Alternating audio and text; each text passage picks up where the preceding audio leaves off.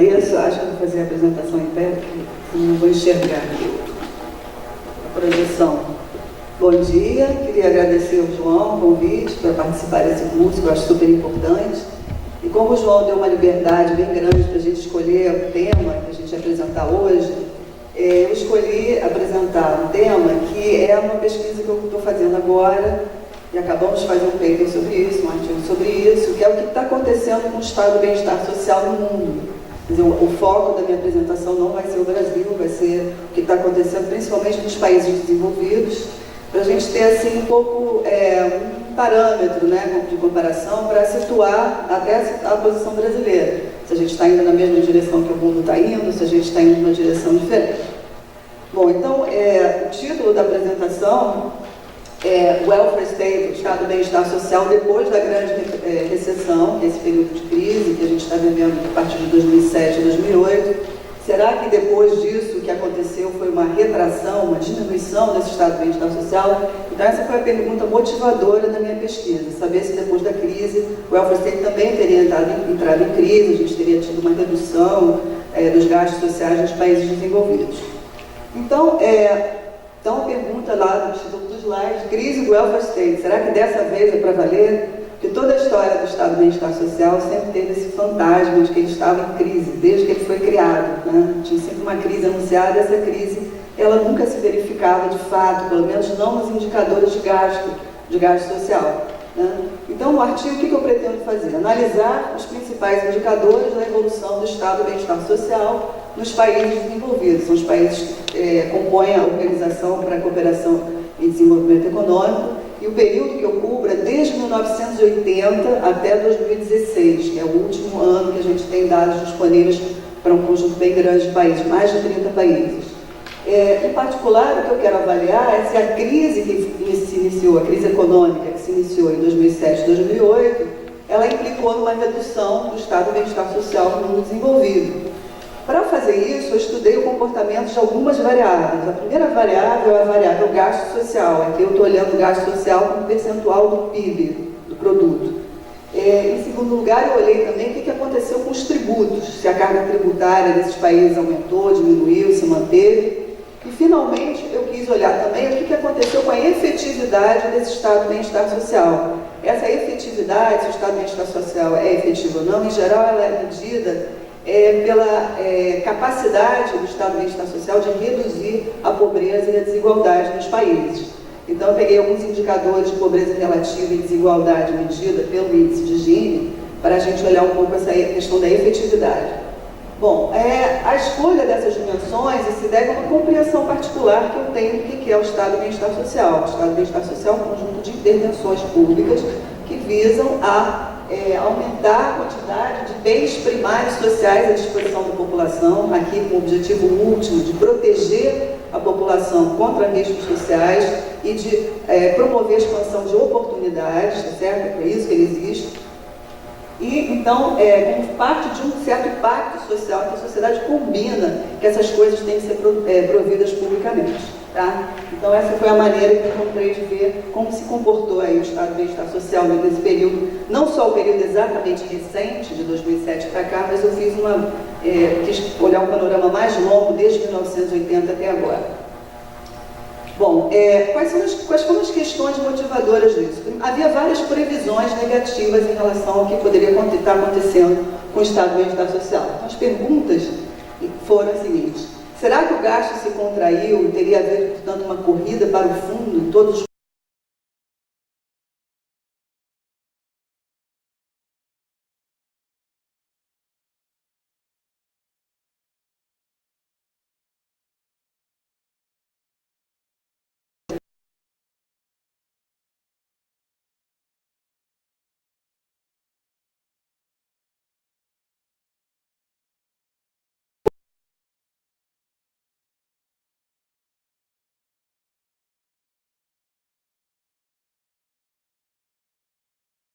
finalmente, será que o Estado social ele contribuiu menos para a redução da pobreza e da desigualdade?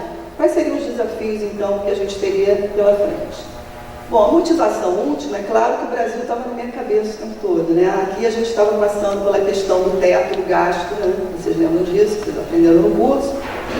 A a questão do congelamento do gasto social, do gasto por 20 anos, o que significaria, caso o país crescesse, uma redução do gasto social como proporção do PIB, é olhar um pouco em que medida que isso também estaria acontecendo nos outros países, o Brasil estaria seguindo a mesma linha. E também se estaria acontecendo nos países envolvidos, algo que provavelmente vai acontecer no nosso, caso a questão do teto do gasto social seja realmente para valer, que é um conflito entre as distintas partes do gasto social, né? Ou você preserva a previdência, você preserva a educação e saúde, essa ideia de um conflito entre as partes constitutivas do gasto público. Será que isso teria acontecido também nos países desenvolvidos? Bom, quais são os dados que eu usei? Primeiro, um conjunto de países bastante grandes, que são países que fazem parte desse grupo, desse bloco da OCDE. Eu peguei os países individualmente, também grupos de países. Essa ideia de agrupar os países não saiu da minha cabeça, em parte sim, mas uma parte substancial não. Toda uma literatura do Estado do Bem-Estar Social agrupa países em clusters ou regimes de bem-estar. São países que têm políticas parecidas, políticas sociais parecidas. Né? Então, tem 3 grupos que foram identificados por um autor chamado Gostas Ping Andersen, e eu vou usar essa classificação dele, mas criei mais 2 classificações. Uma para os países asiáticos, eu incluí aqui o Japão e a Coreia, e uma outra para os países menos desenvolvidos, no bloco dos desenvolvidos, para a gente poder ter uma visão assim, mais próxima, que a gente poderia fazer uma associação com o caso brasileiro. No grupo dos 10 menos desenvolvidos, a gente pegou o IDH desses países, para ter uma ideia do nível de desenvolvimento relativo aos demais. Aqui estão incluídos a Grécia, a Espanha, Portugal, a Letônia, a Turquia, México, Chile, né, Hungria, Polônia, 10 países, acho que eu falei uns 9 aqui, não estou lembrando exatamente de todos.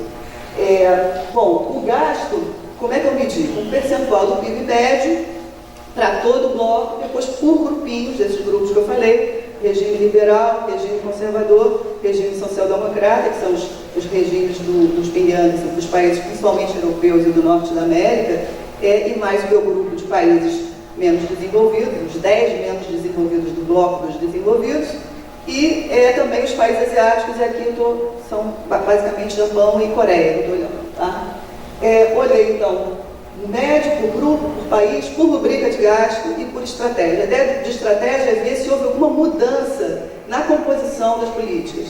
Né? Se as políticas se tornaram mais compensatórias, mais ligadas a serviços. E aí tem uma discussão qualitativa bem interessante sobre isso, a gente vai fazer ao longo da nossa apresentação.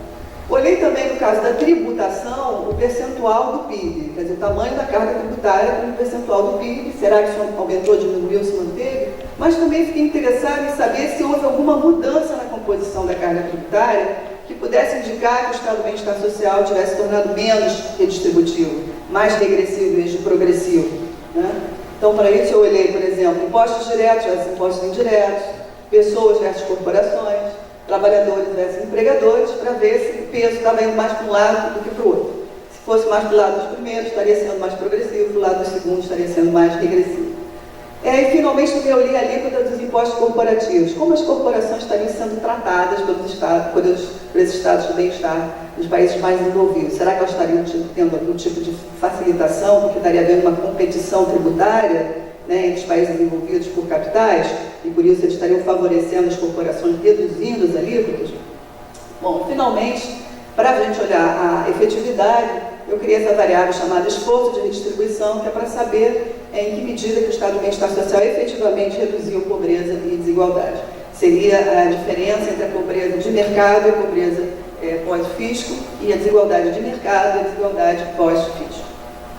Se tiverem alguma dúvida ao longo da exposição, vocês podem me interromper, tá? Que é a evolução do gasto social com o percentual do PIB. A gente ia ver que desde 1980 o gasto sobe, né? E ele sobe de um jeito bem interessante. Quando tem crise, aumenta, né? Aumenta e depois, passada a crise, ele se estabiliza naquele nível um pouquinho maior. Isso sempre se repete, desde 1980 até 2016. O período 2007-2008 dá um pico, realmente, o gasto sobe. Né? No momento, os países estão vivendo uma grande recessão, sendo que em 2009 até o PIB médio do bloco ele é negativo, o crescimento é negativo. Então a gente tem um pico de subida do gasto até em função desse PIB negativo, e depois, quando o PIB começa a crescer de novo, o gasto continua lá em cima como proporção do PIB. Então ele cresce praticamente de forma contínua desde 1980 até 2016. Há várias razões para isso, a gente pode discutir isso um pouquinho no debate. Então, esse gráfico ele tinha o gasto social como percentual do PIB e a evolução do próprio PIB. Com isso, a gente poderia ter uma ideia da quantidade de recursos, se estava aumentando ou não. E, de fato, só foi aumentando ao longo do tempo. Essa tabela mostra quais são os países que gastam mais, os grupos de países que gastam mais. E, como você já deve ter ouvido falar, o grupo regime social-democrata, que é onde estão os países escandinavos, é o regime cujo gasto social é mais alto, né? E ele passa na frente dos demais na década de 90. Em 1980, ele estava atrás do regime conservador, né? Os 10 países menos desenvolvidos têm um comportamento também interessante. Eles têm um aumento muito significativo do gasto de 1980 até o século XXI, né? Esse período de 2010 a 2013. E os asiáticos também, o Japão e a Coreia, têm um aumento do gasto social com percentual do PIB bem importante nesse período, maior que os demais países. Bom, então, como é que a gente poderia resumir a história do comportamento do gasto? Primeiro resultado que a gente chega é que os gastos médios continuaram crescendo. Então, não houve aquela corrida para o fundo que eu tinha me referido inicialmente. Se a gente olha a composição do gasto, a gente vai observar algumas coisas interessantes. Alguns gastos se contraem, como, por exemplo, gastos com incapacidade e desemprego, seguro-desemprego, por exemplo, eles se contraem. Mas outros gastos se ampliam mais do que proporcionalmente, que são os gastos com a velhice, saúde e educação infantil e cuidados infantis. Tá? Os gastos se mantêm com a educação. Na verdade, de 1980 até 2016, tem um crescimento de meio ponto de PIB no bloco como um todo. Tem diferenças no bloco, os escandinavos, por exemplo, sempre gastam muito mais em educação e esse gasto é crescente. A Coreia também gasta bastante em educação e esse gasto é crescente, mas na média, praticamente a educação se manteve. Essa expansão que eu observei, ela foi generalizada nos diferentes grupos de países. O que a gente observa, então, ao contrário da corrida para o fundo, é uma corrida para cima. E essa corrida para cima, ela chama mais atenção ainda no caso dos países retardatários, que diminuíram a distância entre eles e os países líderes. Né? Então, está vendo realmente uma corrida para cima, incluindo os países menos desenvolvidos do bloco. E, finalmente, o que a gente, mais uma vez, constata é a liderança nórdica, né, dos países escandinavos, que é absolutamente inconteste desde a década de 1990. Será que a gente observa alguma mudança estratégica interessante aqui que vale a pena chamar a atenção? Se a gente separar as políticas do Estado de Bem-Estar em dois conjuntos, assim, só para a gente poder ter alguma ideia mais qualitativa dessa dinâmica, seria um conjunto, por exemplo, de políticas passivas e um conjunto de políticas ativas. Entre as políticas passivas, políticas só de manutenção da renda, né? Por exemplo, as políticas relacionadas à incapacidade, à aposentadoria, cuidado com os idosos, seriam políticas essencialmente de manutenção de renda. E políticas ativas, que são aquelas políticas voltadas para incentivar a participação econômica das pessoas. E aqui, essencialmente, são dois grupos que eu vou estar olhando: as políticas de família, as políticas de mercado de trabalho. Política de família, dentro dela está, por exemplo, creche, né? E a ideia aqui é que a creche em tempo integral possibilita as mulheres, né, participarem economicamente mais, né? Então são políticas que são pensadas como políticas de ativação, de aumentar a participação econômica, nesse caso, especialmente das mulheres. Mas também as políticas de mercado de trabalho, há várias políticas de mercado de trabalho que são importantes para aumentar a participação econômica das pessoas. Por exemplo, as políticas de treinamento e retreinamento dos trabalhadores, né, que são políticas de qualificação, e várias outras. Então, se a gente separasse a totalidade das políticas do welfare state, olhasse para dois subconjuntinhos dessa totalidade, olhando as políticas passivas e as políticas ativas, será que a gente observaria uma mudança na composição disso? Porque o welfare state sempre foi mais forte no primeiro conjunto do que no segundo conjunto, né? E aí o que a gente observa é que as políticas passivas continuam mantendo a liderança. Por exemplo, os gastos com aposentadoria e com saúde continuam sendo gastos muito importantes, mas houve um aumento estratégico interessante das políticas de família. E isso foi uma coisa generalizada. A gente olha no bloco, a gente olha em grupos de países, em países específicos, praticamente todos eles investiram nas políticas de família, essencialmente as políticas de educação infantil e cuidados. E também cuidados com idosos, coisas que permitiram as mulheres participarem mais ativamente no mercado de trabalho. As políticas de mercado de trabalho ativo, por outro lado, não foram tão adotadas assim, e continua sendo basicamente um fenômeno nórdico. São os países escandinavos que mais usam essas políticas. Elas são muito importantes por várias razões, mas elas melhoram muito a qualidade do mercado de trabalho, né? Elas ainda não foram vistas como uma estratégia positiva por parte da maior parte dos países desenvolvidos. Então, basicamente, ainda é uma aposta dos nórdicos, embora a Coreia também tenha percebido a importância dessas políticas. A gente pode, também no debate, entender melhor qual é a importância de você ter políticas de mercado de trabalho ativas. Bom, em relação à tributação, que é a nossa segunda dimensão. Primeira dimensão, o gasto social, a gente respondeu a pergunta, ele não se contraiu, houve uma corrida para cima.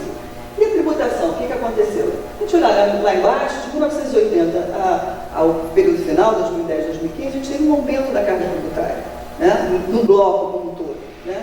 Ela se estabilizou lá em 2000, 2009, em 33,3%. Tem países que gastam mais, que têm uma carga tributária maior do que outros. Não é surpresa, por exemplo, os países do regime social-democrata, onde estão os países nórdicos, os países escandinavos, tenham uma maior carga tributária, que também se eleva de 1980 para o final da série, né? E também não é surpresa que o regime liberal tenha menor carga tributária, porque ele também tem um menor gasto. Aqui está os Estados Unidos, Reino Unido, Canadá, Nova Zelândia e Austrália. Tá? Bom, então a história da tributação, da carga tributária, também não é uma história de corrida para o fundo, apesar de toda a discussão que existe qualitativa em termos de uma competição tributária que estaria existindo na globalização e acirrada pela crise. Mas a gente também então quer olhar não só se a carga tributária não aumentou, foi... Posso contar? Claro. Você já respondeu aí, mas o Conservador e o Social-Democrata são próximos ali. Sim. Frente, né? Uhum. Quais países estão diferenciando aí? O Conservador seria quem? Tá. Alemanha, Áustria, França, Bélgica, então está dentro do grupo conservador. No grupo social-democrata, Noruega, Suécia, Dinamarca e Finlândia. Tá? Bom, então, tem razões de eles estarem agrupados, mas a gente não vai ter muito tempo de falar disso agora, pode ser que no debate a gente volte, seria até legal, bem interessante perguntar. Mas, de novo, se a gente olhar não só a carga tributária como um todo, que a gente viu que não diminuiu, não houve tal corrida para o fundo, mas se a gente olhar a composição dessa carga, será que houve alguma mudança que tornou essa carga mais progressiva ou menos progressiva? Essa é uma resposta que eu não consegui dar. Quer dizer, eu não tenho certeza se a progressividade diminuiu. Eu tenho a intuição de que ela diminuiu sim, né? Mas os dados não são muito transparentes em relação a isso. A gente vai observar, por exemplo, deixa eu botar aqui já as conclusões, que fica mais fácil da gente ver junto. Embora ela tenha crescido, e os impostos diretos, que são normalmente os impostos mais progressivos, ou seja, mais favoráveis à redução da desigualdade, eles continuam sendo mais importantes do que os demais impostos, por exemplo, os impostos indiretos às contribuições, diferente do Brasil, né? No Brasil, ao contrário, os indiretos são mais importantes.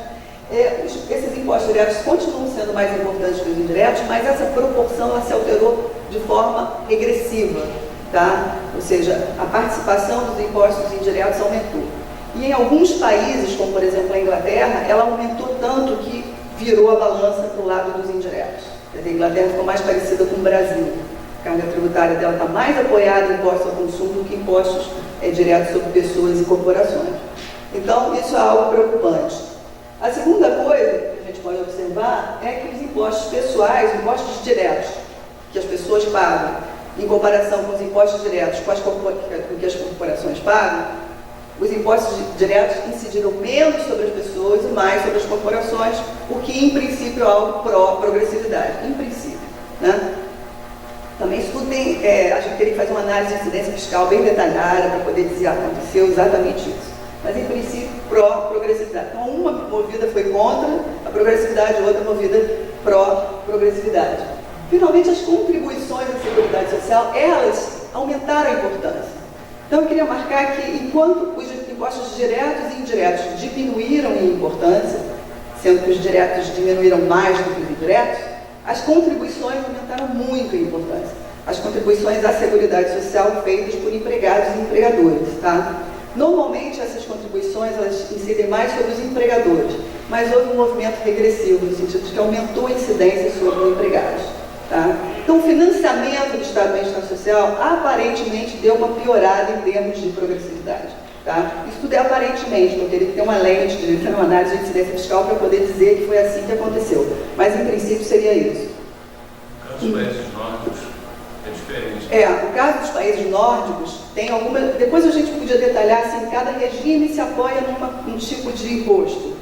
Por exemplo, o regime liberal se apoia contra-intuitivamente mais nos impostos diretos do que nos indiretos, mas a carga tributária deles é pequena comparado com os demais, ok? Os nórdicos também se apoiam muito mais nos diretos do que nos indiretos, mas a carga tributária deles é grande, então eles têm um financiamento bastante progressivo, ok? Mas eles também se apoiam mais do que os demais regimes em impostos indiretos. Ainda que os diretos são mais importantes, os indiretos também são importantes lá, ainda que menos, né? E a gente fica com a questão, então, mas como é que pode um regime que tem um resultado mais igualitário, né, ter um financiamento que os impostos indiretos têm essa importância? Aqui tem duas saídas, né, que a gente pode pensar. Primeiro, é que nesses regimes o consumo privado é muito menos importante do que o consumo público, tá? Quer dizer, você tem uma quantidade de provisão pública tão grande de saúde, educação, né, vários bens públicos, que a renda que você precisa para viver, ela realmente fica muito restrita ao consumo de bens privados, que tem uma importância muito menor no orçamento das famílias, né? E como a desigualdade econômica entre as famílias é menor, tá certo? A regressividade desse imposto ela tende a ser menor também. Então, essa é uma coisa que salva um pouco a estratégia deles. Por que eles adotaram essa estratégia? É um imposto que todo mundo paga, tem uma base fiscal muito grande, eles têm um estado social que gasta bastante, precisam de uma base fiscal maior, tá? Esse regime também teve mudanças no financiamento menos progressivas, que diminuíram a progressividade do financiamento deles. Tá? Mas eles continuam sendo ainda os que financiam mais progressivamente o gasto social. Bom, a Coreia é um caso interessante, porque a Coreia teve um catch-up agora, né, uma expansão do gasto social nos anos 2000, no século XXI, e essa expansão ela foi essencialmente financiada pelas contribuições. Porque isso faz todo sentido, porque o que eles não tinham era previdência, assistência a idosos, e esses foram os programas que eles começaram a incluir, são programas contributivos mesmo, né? Então é natural que essa virada no financiamento do Estado Social.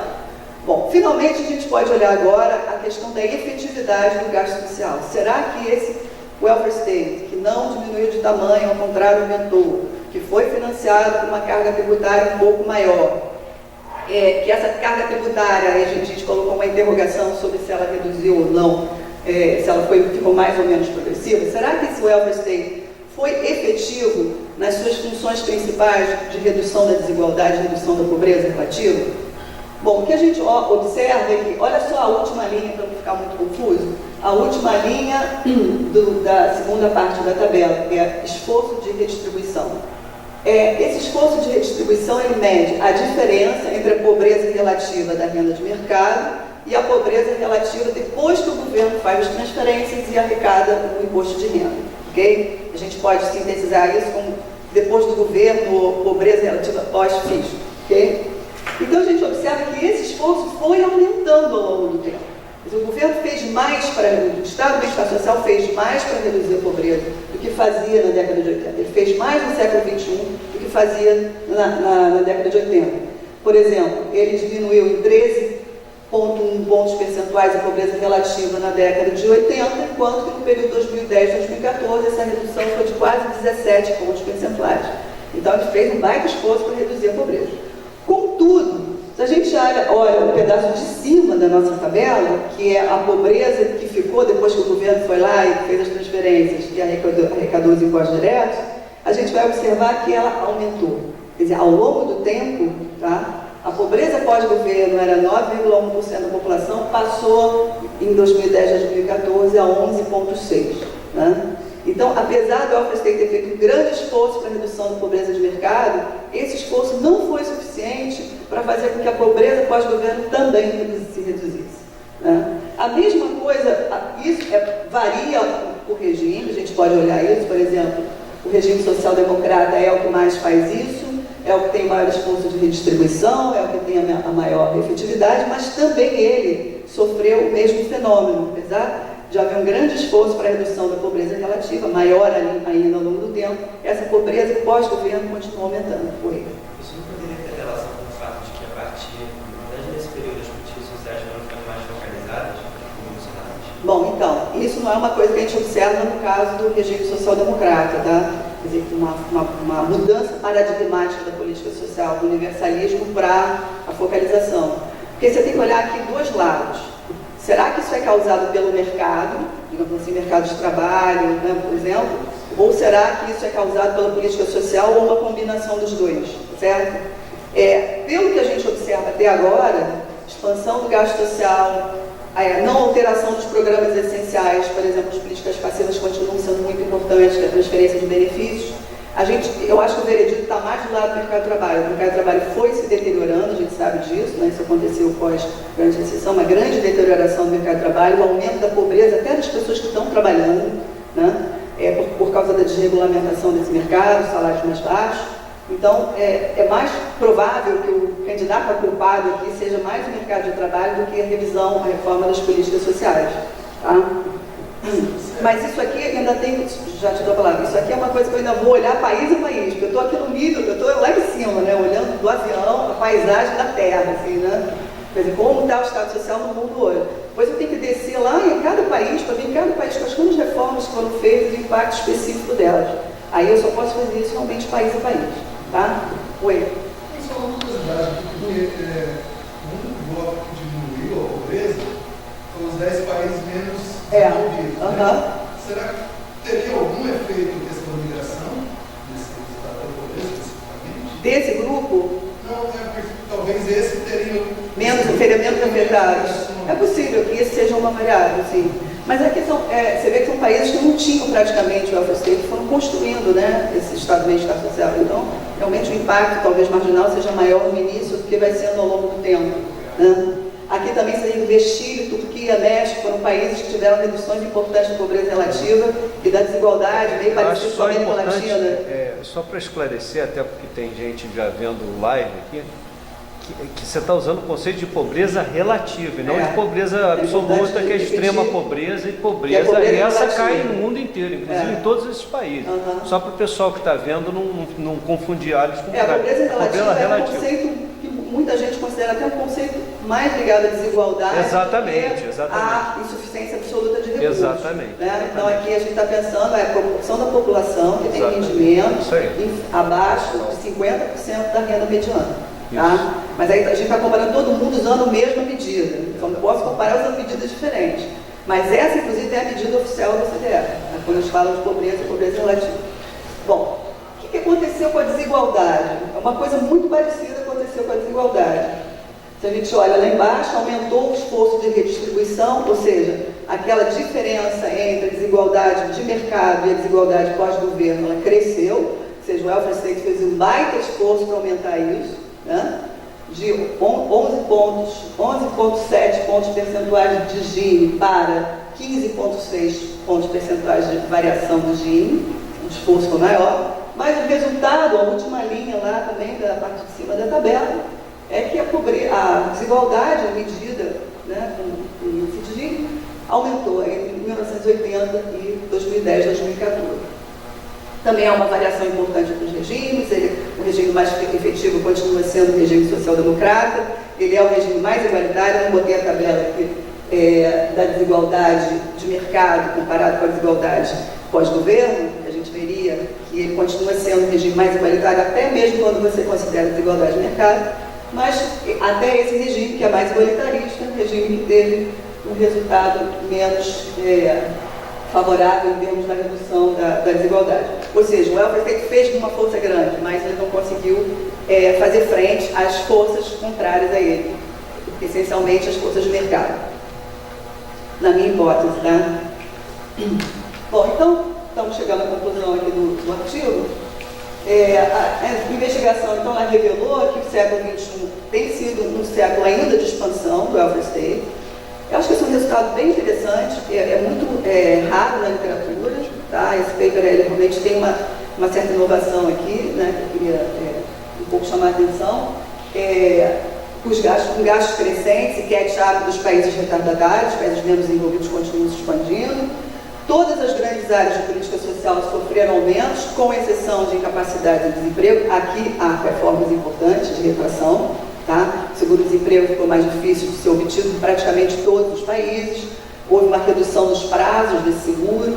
Até na Dinamarca, que era um país que você tinha 4 anos de seguro-desemprego, você teve uma redução para 2 anos. Então, você teve algumas reduções importantes nessas políticas de incapacidade e desemprego. Mas, por exemplo, em saúde você teve expansão, nas políticas de família você teve expansão, nas políticas de mercado de trabalho, idem, né? O gasto social ele tem sido financiado por um esforço tributário crescente. Aqui, não sei se vocês repararam, que a carga tributária ela cresce, mas ela não cresce na mesma proporção que o gasto, né? Como é que a gente resolve esse enigma? É a pergunta? É que o gasto social simplesmente invadiu outras áreas do gasto público, né? Então, o que aconteceu é que o gasto social ele ficou mais importante dentro do gasto público do que ele já era antes. Isso aumenta. O Estado, no mundo desenvolvido, é cada vez mais Estado social. Basicamente, essa é a lição. Hoje em dia, 57% do gasto público é gasto social, né? Então, a gente fazer qualquer discussão do Estado sem levar em consideração isso, né, que o Estado hoje é essencialmente Estado social, eu acho que a gente não está pegando algo para uma característica muito importante do mundo contemporâneo. Isso chega a mais de 67% no caso dos países social-democratas, né, dos países do regime social-democrata, que são os escandinavos. Chega a quase 67% do gasto público, é destinado só ao gasto social. O gasto social, então, tem sido financiado por um esforço tributário crescente, que a gente não pode dizer que é completamente não progressivo, isso aí fica uma pendência ainda a ser resolvida. Tem se traduzido num crescente esforço de redistribuição, então todas essas indicações são positivas em relação ao welfare state. E se a gente usa isso como parâmetro da reforma brasileira, a gente observa que o gasto, ao contrário da previsão que a gente pode fazer em relação ao gasto social brasileiro, no mundo desenvolvido ele está aumentando, aqui ele vai tender a diminuir. No mundo desenvolvido não está havendo um conflito entre as diferentes componentes do gasto, aqui certamente vai haver, mas apesar de todo esse lado positivo, rosa, favorável, as desigualdades e pobreza têm avançado num ritmo superior a esse esforço. Então, a gente tem um problema importante aqui. O problema que, então, fica sob a forma aqui na minha apresentação de desafios, que a gente pode pensar depois juntos, tem a ver com algumas coisas. Primeiro, a gente precisa entender melhor a natureza das desigualdades contemporâneas, tá? E ver aqui quais são os fatores que têm sido responsáveis pela expansão dessas desigualdades. Tá? Há várias discussões sobre isso, por exemplo, pessoas que discutem a questão de que as desigualdades estão cada vez mais com a cara de compressão da classe média. A classe média está perdendo espaço na distribuição de renda. Essa classe média provavelmente é o pessoal que estava ligado à industrialização mais do que o mundo pós-industrial, que é o mundo dos serviços. Depois você tende a ter uma polarização, né, entre serviços de baixa qualificação e serviços de alta qualificação. Então a distribuição de renda ela também reflete isso. Movimentos importantes que estão acontecendo no mercado de trabalho, mudanças estruturais importantes que estão acontecendo na economia, está se tornando cada vez mais uma economia de serviços, né? Junto com isso, a gente tem que levar em conta a questão da globalização, competição global, a desregulamentação do mercado de trabalho, a desproteção dos trabalhadores. Então, todas essas coisas têm impactos muito fortes sobre pobreza e sobre desigualdade, né? Então, isso acho que precisa ser melhor entendido. Se a gente compreende isso melhor, a gente pode de forma mais apurada, entender o conjunto de intervenções que seriam capazes de se contrapor, né, a esses movimentos. Mesmo que os nórdicos continuem à frente, eles respondem muito bem a certos problemas que geram desigualdade, que são os chamados novos riscos sociais. A gente viu que até nesse grupo de países, eles não estão sendo capazes de enfrentar o ritmo, né, que as desigualdades de mercado estão crescendo, né, de forma a reduzir também as desigualdades pós-governo. Então, áreas que talvez ainda precisem de alguma atenção, né, certamente precisam de alguma atenção, são as políticas redistributivas que se apoiam mais em tributação progressiva. A gente pode melhorar a questão do financiamento do Estado do Bem-Estar, aumentando a progressividade dele. E também políticas que estão sendo discutidas agora, são as políticas pré-distributivas. Quer dizer, como que o governo pode imaginar intervenções que afetem a distribuição de renda, da renda de mercado, né?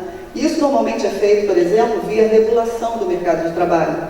Por exemplo, salário mínimo, né? Estabelecer que um trabalhador pode ganhar menos que o salário mínimo. Uma política regulatória que intervém no momento da distribuição de renda no mercado. Mas há outras políticas pré-distributivas que estão sendo discutidas agora, como, por exemplo, a democratização do capital, a difusão do capital, políticas, por exemplo, de como o governo pode afetar trajetórias tecnológicas, portanto, por exemplo, reforçar a importância de trajetórias tecnológicas mais intensivas de trabalho do que em capital. Há várias propostas aí na mesa, quem tiver interesse sobre isso, eu recomendo fortemente a leitura do livro do Atkinson, Desigualdade, o que pode ser feito, sobretudo em inglês, porque a versão portuguesa está com problemas de tradução, mas ali tem algumas propostas desse tipo e eu acho que tocam bem o problema que a gente está tratando aqui.